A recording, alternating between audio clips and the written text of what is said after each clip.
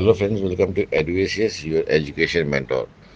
सो friends, क्या हुआ court के अंदर, कब से होगी काउंसलिंग शुरू? इस चीज़ को पर काफ़ी students, parents, guardian, teachers, counsellor काफ़ी दिनों से वेट कर रहे हैं कि जल्दी से कोर्ट का डिसीजन आए, तो जिसके बाद हमारी काउंसलिंग एक्टिविटी स्टार्ट हो जाए। चर्चा का विषय अभी नीट के एस्पिरेंट्स में यही बना हुआ है कि काउंसलिंग कितनी जल्दी स्टार्ट होगी, कब तक स्टार्ट होगी। हर आदमी अपना उस पर अलग अलग रिएक्शन दे रहा है। देखते हैं कल कोर्ट के अंदर क्या हुआ। कल कोर्ट ने अच्छे से दोनों पक्षों की दलीलों को सुना और कोई फाइनल जजमेंट तो नहीं दिया। फाइनल जजमेंट को उन्होंने होल्ड पे रखा है। होपफुली वो मंडे को कोर्ट खुलते ही वो फाइनल डिसीजन आ जाएगा। लेकिन कल जो कोर्ट के अंदर जजेस का जो रवैया था, जिस हिसाब से उन्होंने चीज़ों को सुना और अपने स्टेटमेंट से लोगों को समझाने की कोशिश करी, चीज़ों को बैलेंस करने की कोशिश करी, न्यूट्रलाइज करने की कोशिश करी, जिससे कि एक साफ अच्छा सा दिखाई दे रहा था कि कोर्ट किसी भी कंडीशन में री एग्ज़ाम के फेवर में नहीं दिखाई दे रहा है। कल दोनों पक्षों को सुनने के बाद, सारी पिटिशंस को सुनने के बाद, दोनों तरफ के एडवोकेट्स को सुनने के बाद, जो कोर्ट ने बोला, जो जजेस ने बोला वहाँ पे, उनके स्टेटमेंट यही थे कि 22 लाख बच्चे हैं, सबका एग्ज़ामिनेशन सफ़र नहीं किया जा सकता है। हर जगह हमने फेयर एग्ज़ामिनेशन कराने की कोशिश करी। एमपी के अंदर भी जो स्टूडेंट्स को जो थोड़ा सा प्रॉब्लम फेस करना पड़ा, जो लाइट वहाँ पे नहीं था, वो एक नेचुरल रीज़न था। उसको पिटेंड करते हुए कोर्ट के जज दिखाई दिए। लेकिन वहाँ पे भी जनरेटर के बैकअप थे। इतनी सफिशिएंट नेचुरल लाइट्स थी कि जिसमें एग्जामिनेशन दिए जा सकते थे। उसी 75 स्टूडेंट्स के बीच में ऐसा भी एक स्टूडेंट था जिसकी ऑल इंडिया रैंक 2 आई। उसी 75 स्टूडेंट्स में ऐसे भी 10 से ज़्यादा स्टूडेंट हैं जिन्होंने बहुत अच्छे स्कोर किया, 600 के प्लस उन्होंने स्कोर किया और गवर्नमेंट मेडिकल कॉलेज के लिए स्कोरिंग किया। फिर चीज़ों को समझाते हुए वहाँ पे जजेस दिखाई दिए कि परिस्थितियों को झेलने के लिए, उनको फेस करने के लिए हर स्टूडेंट का, हर पर्टिकुलर इंसान का जो कैलिबर होता है वो अलग अलग होता है। कुछ लोगों ने चीज़ों को वहाँ पे ध्यान नहीं दिया कि बाहर क्या कंडीशन है, उनका पूरा फोकस रहा अपने पेपर पे, उन्होंने अच्छा परफॉर्मेंस किया। कुछ बच्चे इस चीज़ को सही से नहीं ले पाए, जो कंडीशंस थी थोड़ी टफ थी, उसको भी एक्सेप्ट किया कोर्ट ने, लेकिन इसको सही से नहीं ले पाए चैलेंजेस को, और उन्होंने वहाँ पे प्रॉब्लम फेस करी। तो इसमें कोई नेचुरल रीज़न नहीं है जिसकी वजह से हम एग्ज़ाम को रिकंडक्ट करें।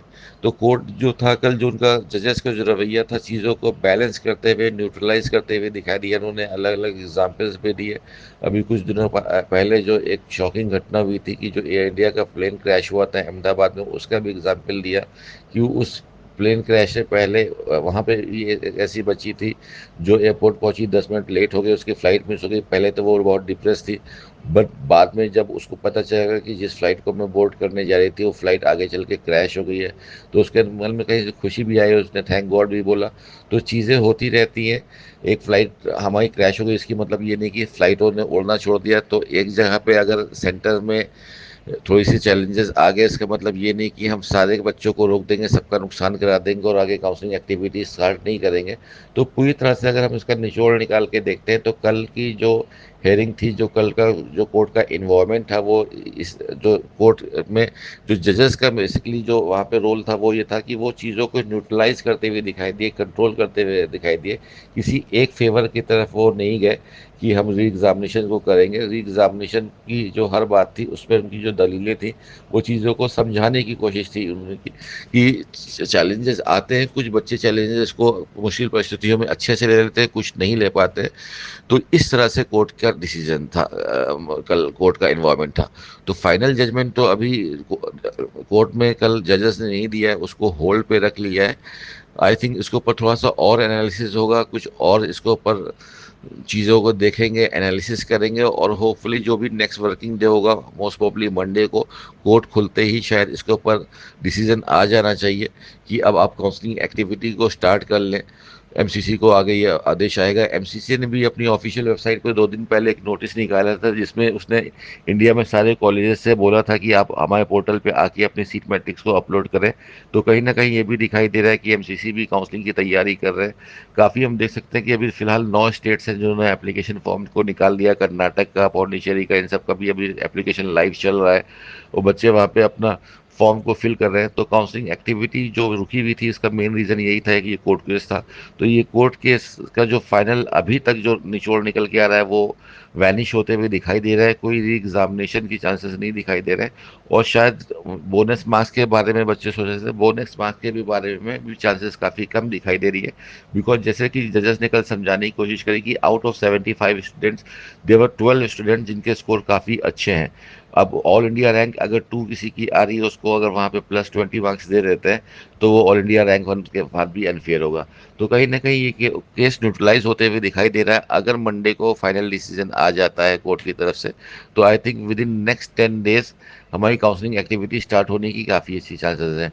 काफ़ी जगह पे ये रिएक्शन है कि काउंसलिंग एक्टिविटी को स्टार्ट होते हुए अगस्त का सेकेंड वीक तक चला जाएगा, but I don't think so.